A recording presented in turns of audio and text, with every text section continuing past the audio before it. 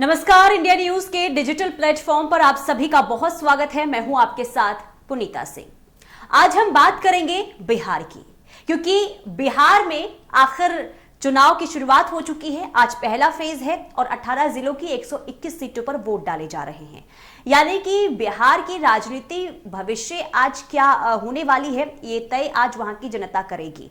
और लगातार सुबह से ही मतदान केंद्रों पर बढ़ चढ़कर जो मतदाता है वो पहुंच रहे हैं और अब तक जो वोट प्रतिशत सामने आया है वो बताता है कि बिहार की जनता जागरूक है और अपने मताधिकार का इस्तेमाल भी बढ़ चढ़कर कर रही है। यानी कि लोकतंत्र के इस महापर्व में बढ़ चढ़कर हिस्सा लेते हुए वहां के जो लोग हैं वो नजर आ रहे हैं।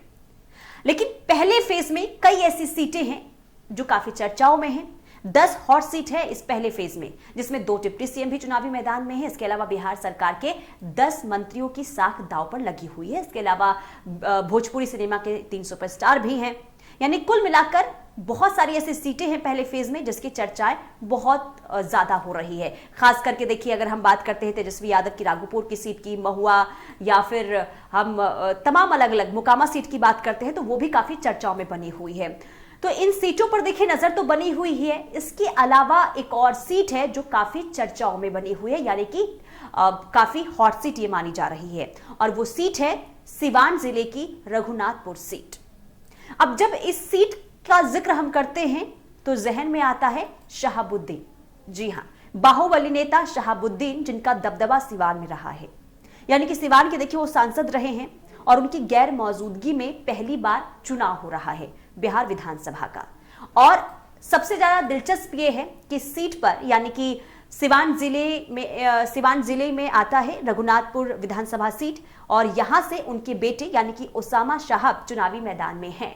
यानी कि पिता की विरासत को आगे बढ़ा रहे हैं उनके बेटे, और यही वजह है कि पहली दफा चुनावी मैदान में हैं तो उनके परिवार में भारी उत्साह भी देखने को मिल रहा है। सुबह सुबह देखिए उनकी 95 साल की जो दादी है वो मतदान केंद्र में वोट डालने के लिए पहुंची। इसके अलावा उनकी मां हीना ने भी वोट डाला और दावा किया गया है कि जो होगा अच्छा होगा और जीत उसामा की ही होगी। लेकिन क्या रघुनाथपुर सीट से जीत हासिल करना बहुत ज्यादा आसान इस बार है? ये आज हम इस वीडियो में समझने वाले हैं, और सीट को लेकर चर्चा क्यों हो रही है ये भी मैं आपको आगे बताऊंगी। देखिए, शहाबुद्दीन बाहुबली नेता, और एक जमाना था जब इन्हें खूंखार डॉन भी कहा जाता था और काफी दबदबा यहां पर रहा है। हालांकि रघुनाथपुर सीट से कभी शहाबुद्दीन चुनाव नहीं लड़े हैं, यानी कि सिवान के वो सांसद रहे हैं, लेकिन रघुनाथपुर से वो कभी चुनावी मैदान में नहीं रहे। हाँ, जीरादेई से वो 2 बार के विधायक जरूर रहे हैं।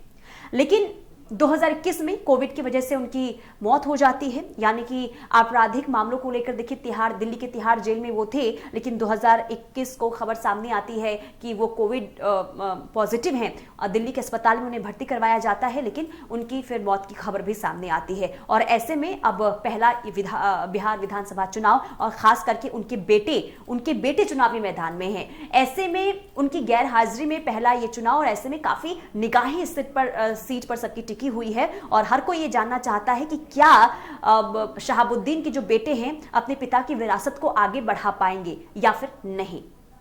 सबसे पहले रघुनाथपुर सीट का समीकरण भी हम समझ लेते हैं। देखिए, रघुनाथपुर सीट की जब हम बात करते हैं, जब इस सीट का जिक्र होता है तो कहीं ना कहीं देखिए जो यहाँ का जातीय समीकरण है, जो जातीय फैक्टर है, वो कहीं ना कहीं चुनावी नतीजों को बहुत ज्यादा प्रभावित करता है। यानी कि प्रभाव यहां पर जातीय समीकरण का, जातीय फैक्टर का रहता है। ऐसे में हम जान लेते हैं कि आखिर यहां पर जातीय समीकरण है क्या। देखिए, सबसे पहले बात करते हैं मुस्लिम मतदाताओं की, तो 68,000 मुस्लिम मतदाता यहां से हैं। इसके अलावा 34,000 अनुसूचित जाति, 31,000 राजपूत मतदाता और 28,500 यादव मतदाता यहां पर है। यानी कि मुस्लिम बाहुल्य ये क्षेत्र, और यहां पर जो संख्या है मुस्लिम मतदाताओं की वो सबसे ज्यादा है। इसी के साथ ही अब समीकरण पर भी नजर डालते हैं। यानी कि आरजेडी के टिकट पर शहाबुद्दीन के बेटे उसामा चुनावी मैदान में है। इसके अलावा भी अलग अलग दलों ने भी अपनी प्रत्याशी यहां पर उतारे हैं। सबसे पहले बात करते हैं एनडीए की, यानी कि एनडीए से जेडीयू की टिकट पर विकास सिंह को यहां पर चुनावी मैदान में उतारा गया है और विकास सिंह जो है नीतीश कुमार के बहुत पुराने सहयोगी हैं और उन पर भरोसा जताया गया है एनडीए की तरफ से। इसके अलावा एआईएम के प्रत्याशी मोहम्मद कैफ मुस्लिम मतदाताओं के अधिकारों को लगातार यहां पर बातें करते हुए नजर आ रहे हैं और यहां पर चुनावी मैदान में वो हैं।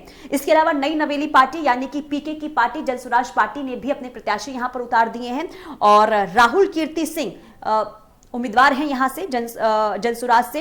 इसके अलावा हम बात करते हैं आरजेडी, यानी कि जो मैंने पहले आपको जानकारी दी कि आरजेडी ने भरोसा जताया है शहाबुद्दीन के बेटे पर, उसामा पर भरोसा जताया है और ऐसे में देखना यह होगा कि क्या इस भरोसे पर खरे उतर पाते हैं उसामा, यानी कि आरजेडी के भरोसे पर क्या उसामा खरे उतर पाते हैं, ये देखना काफी अहम होगा।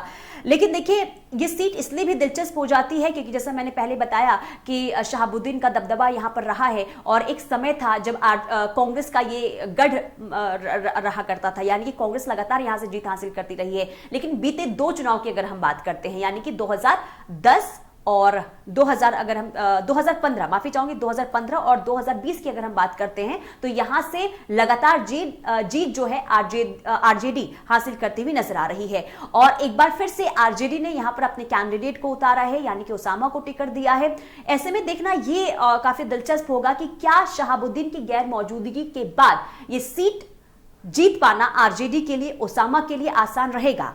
क्या अपने पिता की विरासत को आगे उसामा बढ़ा पाते हैं या फिर नहीं, या फिर यह भी देखना होगा कि आखिर इस बार का नतीजा क्या होता है। ये तो भविष्य के गर्ग में है, यानी कि 14 नवंबर का हमें इंतजार करना होगा। रघुनाथपुर सीट को आप किस तरीके से देख रहे हैं हमें कमेंट सेक्शन में जरूर बताइएगा। फिलहाल के लिए इस वीडियो में इतना ही।